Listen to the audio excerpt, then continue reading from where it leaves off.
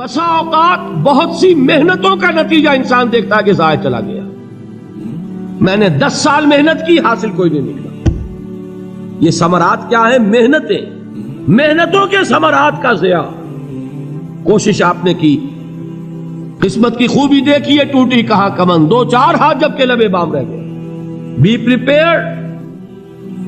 ایک شاعر کے یہ اشعار ہیں، وہ کمیونسٹ تھا، میں نام بھی نہیں لیتا، لیکن یہ کہ یہ اسی انقلابی، چونکہ ان کا بھی ایک انقلابی نظریہ ہے، انقلابی عمل میں یہ سارے مراحل آتے ہیں.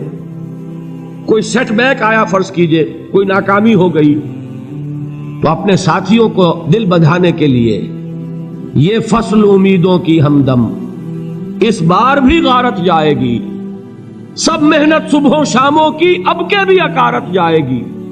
میرے نبی کے ثمرات کا جو لفظ یہاں آیا ہے، وَنَقْصٍ مِّنَ الْأَمْوَالِ وَالْأَنفُسِ وَالثَّمَرَاتِ، سب محنت صبحوں شاموں کی اب کے بھی اکارت جائے گی.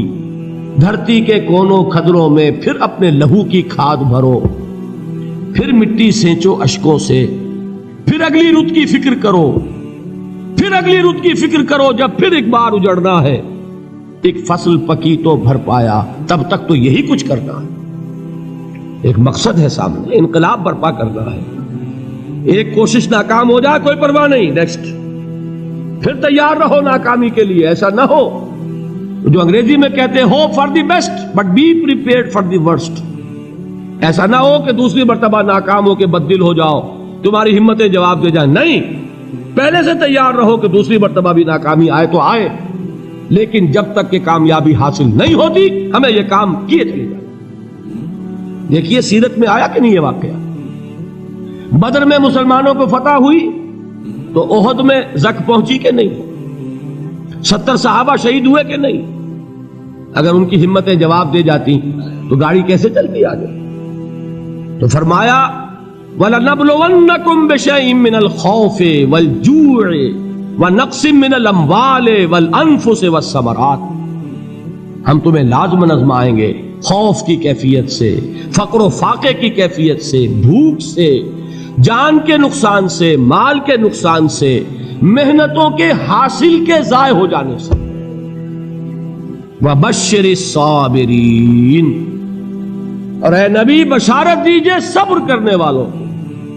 الَّذِينَ إِذَا أَصَابَتْهُمْ مُصِيبَةٌ، وہ کہ جب ان پر کوئی تکلیف آئے، کوئی مصیبت آئے، کوئی آزمائش آئے، قالوا انا للہ وانا الیہ راجعون، وہ یہ کہیں کہ ہم اللہ ہی کے ہیں، اللہ ہی کی طرف لوٹ جانا ہے. یہ وہی انداز ہے جو میں نے فارسی کا شعر سنایا تھا آپ کو کہ سرے تسلیم خم ہے جو مزاج یار میں آئے. وہ ہمارا مولا ہے، ہمارا آقا ہے، اگر اسے یہی منظور ہے تو ہمیں بھی یہی منظور ہے.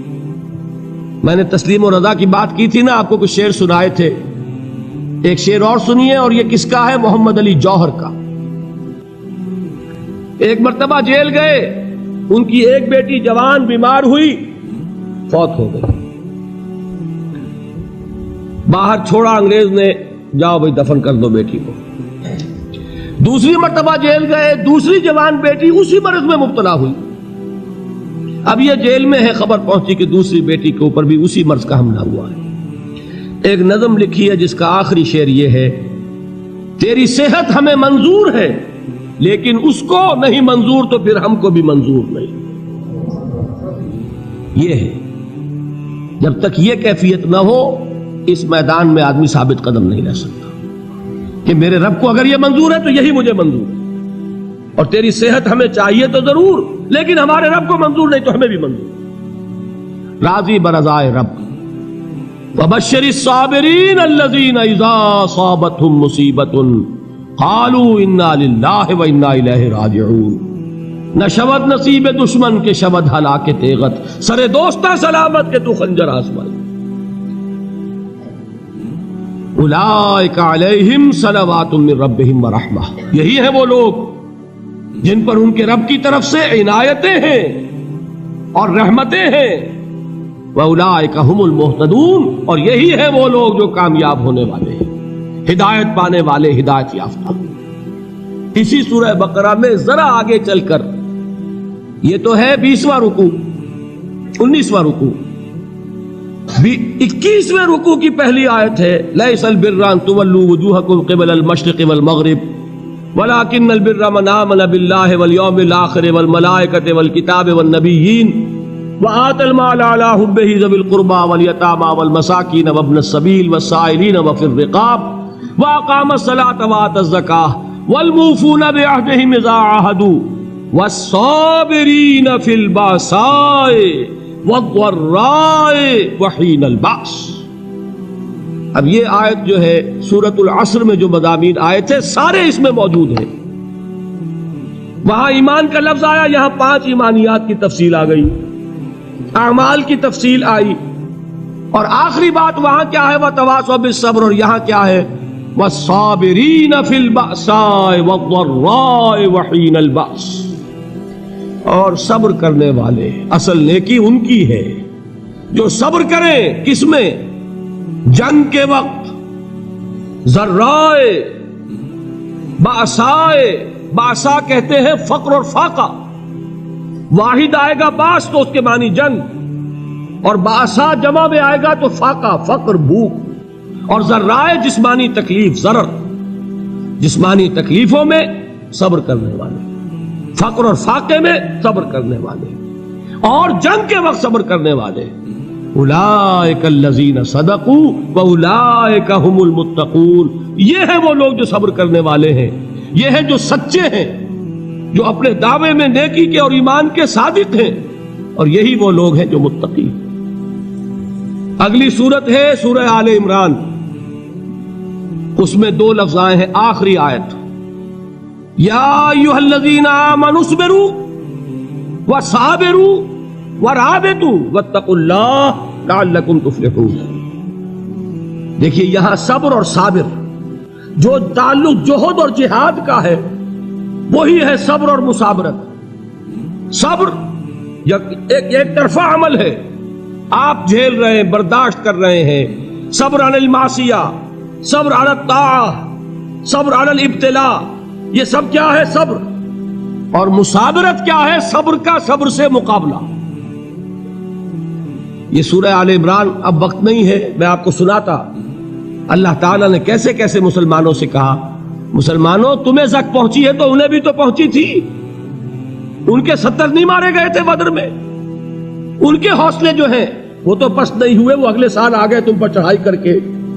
تم کیوں اتنا برا مان رہے ہو؟ تمہارے دل اتنے زخمی کیوں ہو گئے؟ تمہیں تکلیف پہنچتی ہے تو انہیں بھی پہنچتی ہے. اپنی غیرت جو ہے ہمیں ذرا اس کا جائزہ لینا چاہیے. لوگ باطل نظریات کے لیے کتنی قربانیاں دے رہے ہیں، لوگ باطل چیزوں کے فروغ کے لیے کتنی محنتیں کر رہے ہیں. جیسا کہ میں نے ابھی کہا تھا اسی غیرت کو چیلنج کرنے کے لیے، ذرا آپ کی حمیت دینی کو جوش دلانے کے لیے. قادیانی نوجوان کتنی تعداد میں اپنے آپ کو دین کے لیے وقف کرتا ہے، اور آپ کتنے نوجوان ہیں جو اپنے آپ کو دین کے لیے وقف کر دیں،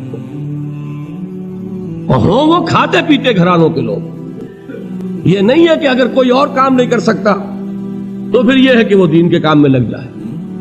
باصلاحیت لوگ، کھاتے پیتے لوگ، ذہنی استعداد رکھنے والے لوگ، اونچے گھرانوں کے لوگ، وہ وقف کریں اپنے آپ کو دین کے لیے.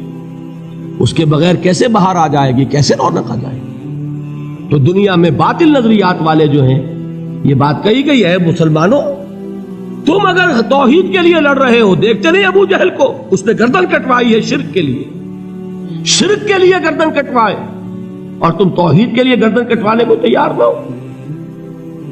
اس نے گردن کٹوائی کہ نہیں کٹوائی؟ اور کس طرح کٹوائی ہے؟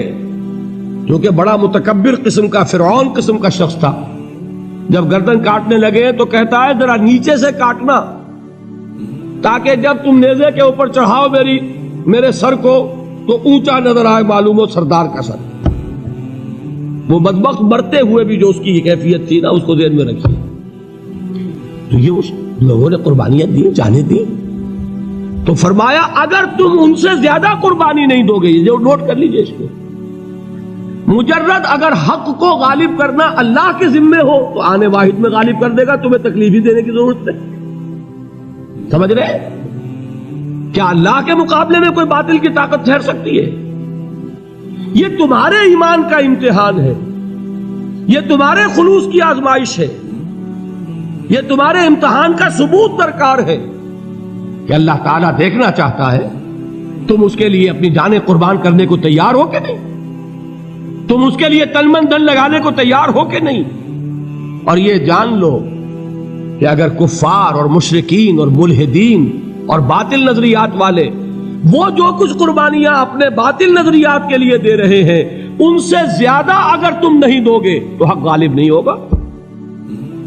انہوں نے جو صبر کیا ہے اپنے باطل نظریات پر، اگر تم اس سے زیادہ صبر کا ثبوت نہیں دو گے اپنے اس حق پر تو حق غالب نہیں ہوگا۔ اس لیے فرمایا یا ایھا الذین آمنوا اصبروا وصابروا، نہ صرف یہ کہ صبر کرو بلکہ صبر میں اپنے دشمنوں سے آگے نکلو، ان کے صبر سے بڑھ کر صبر کرو۔ ورابطوا، مرابطہ کہتے ہیں چوکس رہنا، ہوشیار، پہرا دو، ایسا نہ ہو کہ دشمن جو ہے غفلت میں تمہارے اوپر کوئی حملہ جو ہے کر بیٹھے۔ واتقوا اللہ، اور اللہ کا تقوی اختیار کرو، لعلکم تفلحون، تاکہ تم فلاح پاؤ۔